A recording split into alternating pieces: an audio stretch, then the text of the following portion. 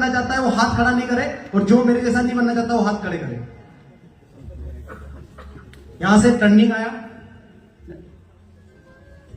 ये मेरे पापा का फोटो है, वीडियो कॉल है, ये नलियां लगी हुई है, ये मेरा कंपनी का टी शर्ट है जिसमें मैं वर्किंग में था, मीटिंग में था, और ये मेरे पिताजी का फोटो है जिसमें उनका डायलिसिस चालू कर दिया डॉक्टर ने। परिस्थितियां ऐसी थी कि घर की कोई जिम्मेदारी मेरे ऊपर से पहले नहीं थी। मेरे करियर को सेट करने में लगा हुआ था। मेरे पिताजी ने जो मेहनत करी थी उसको सेट करने में लगा हुआ था कि मेरे को जो पढ़ाया लिखा है मेरे पिताजी ने खेती किसानी करते हुए, मैं उसमें खरा उतरूं। बट 3 साल से इलाज कराने के बाद अहमदाबाद से मेरे मामा जी और नाना जी का कॉल आया कि पापा की डायलिसिस चालू हो गई है, और डॉक्टर ने बोला कि 7 दिन से ज्यादा नहीं निकालेंगे। अब सोचिए, ऐसा नहीं कि इससे पहले कैंगर की जानकारी मेरे पास नहीं थी, इससे पहले मेरे पास जानकारी थी। मैंने डेमो देखा था, पर डेमो मैंने उस तरीके से देखा था कि मेरे को ये लेनी ही नहीं है। जब मैं 28-30 लाख रुपए इलाज में लगा चुका हूं, तो पानी से क्या होगा? बहुत सारे नॉन लेता ना, पानी से क्या हो सकता है, पर पानी अच्छे समय में बहुत कुछ कर सकता है। पर फिर भी मैंने इस कंडीशन में जाके मशीन लिया। यशवंत सर को कॉल किया मैंने, अस्पताल राजस्थान हॉस्पिटल अहमदाबाद से। तो सर एक पेशेंट मिला मेरे को। उस वक्त क्या था कि मेरे पिताजी का डायलिसिस चालू हुआ था। मैं यहां से मंदसौर से अहमदाबाद गया, डॉक्टर से मिला। डॉक्टर साहब बोले कि डायलिसिस करनी पड़ेगी और 7 दिन से ज्यादा समय नहीं है, 98% किडनियां खराब हो चुकी है। गले में नली, हाथ में नली, दोनों जगह नली लग चुकी थी। कंडीशन बहुत बुरी तरह से, पैसे सब जा चुके थे, पर पैसे की कोई चिंता नहीं थी। ये चिंता थी पिताजी को मैं कैसे न कैसे करके बचा लूं। उससे 10 दिन पहले मेरी शादी हुई थी। मेरे पिताजी वेंटिलेटर पे थे और मेरी 10 दिन पहले शादी हुई थी। मेरे हाथ से मेहंदी निकली थी और मैं अस्पताल गया तो डॉक्टर ने बोला कि ट्रांसप्लांट सक्सेस नहीं है। मैंने बोला आप नहीं करोगे, दुनिया में बहुत सारे लोग वो करेंगे। मैं जब भी घर आता था लोग बोलते थे कि नडियाद किडनी का बहुत बढ़िया हॉस्पिटल है।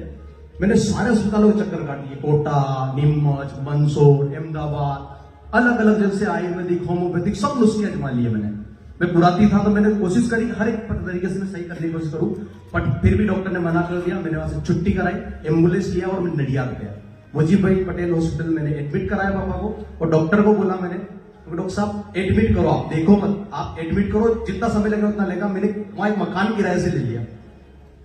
डॉक्टर साहब के पास गया, डॉक्टर साहब बोले 1% भी गारंटी नहीं है किडनी ट्रांसप्लांट पे सक्सेस की। आपकी हड्डियों से एम्लोइड करके प्रोटीन खिसक रहा है जो किडनी में जाके इकट्ठा हो रहा है। नई किडनी भी डालोगे तो उसमें भी जाके इकट्ठा होगा। तो डॉक्टर साहब क्या कर सकते हैं? घर ले जाओ, सेवा करो, इसके अलावा कोई ऑप्शन नहीं है। क्या कर सकते हो उस जगह पर? आपने सुना है किस रूप में नारायण मिल जाए, और भजन सुनना मेरे ऊपर बहुत अच्छे से फीट होता है। अपन जब परेशान होते ना तो 50 रास्ते में मंदिर आएगा ना, भगवान अच्छे समय में आ जाएंगे ना, अच्छे समय में तो आपने याद नहीं किया होगा, पर कुछ परेशानी होती ना आदमी सब मंदिर दिखते हैं उसको। मैं अस्पताल में मंदिर में जाके बैठा, मैंने भगवान से विनती करी, भगवान कोई रास्ता दिखाओ। मेरा एक छोटा भाई है जो भी 18-19 साल का है, मेरी मम्मी है, उनको मैं क्या जवाब दूंगा? उनको क्या बोलूंगा? मैं पिताजी 7 दिन और जिएंगे। मेरे दादाजी जो 72-75 साल के हैं, मेरी दादी जो 68-70 साल की, उनको क्या जवाब दूंगा मैं घर पे जाके कि आपका बेटा नहीं बचेगा? मैं अपने आप को तो समझा दूंगा, बट उनको कैसे समझाऊंगा?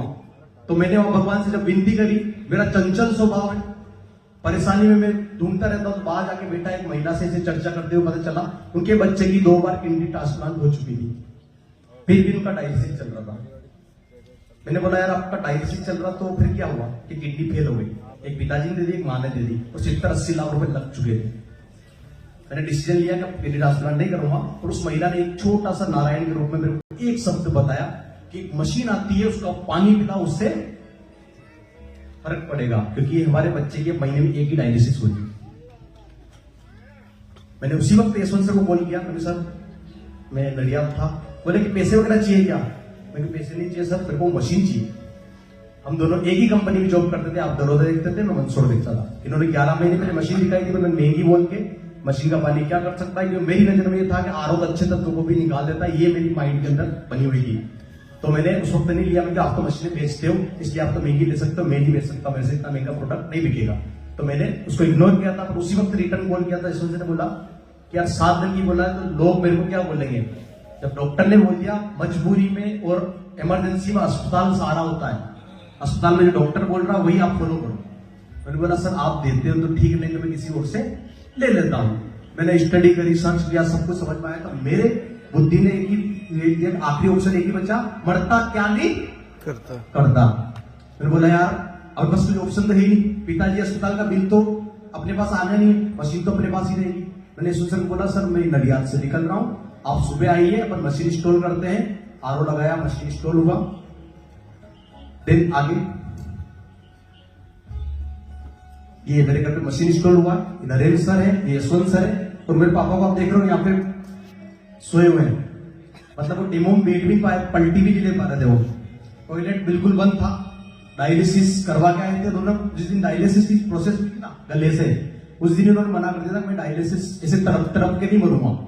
उनके सामने डॉक्टर मुझे 7 दिन निकले, उन्होंने उसी दिन बोल दिया मैं गोली नहीं खाऊंगा, मैं 7 दिन निकालूंगा, परिवार के साथ अच्छे से निकालूंगा, मेरे को तड़पना नहीं है।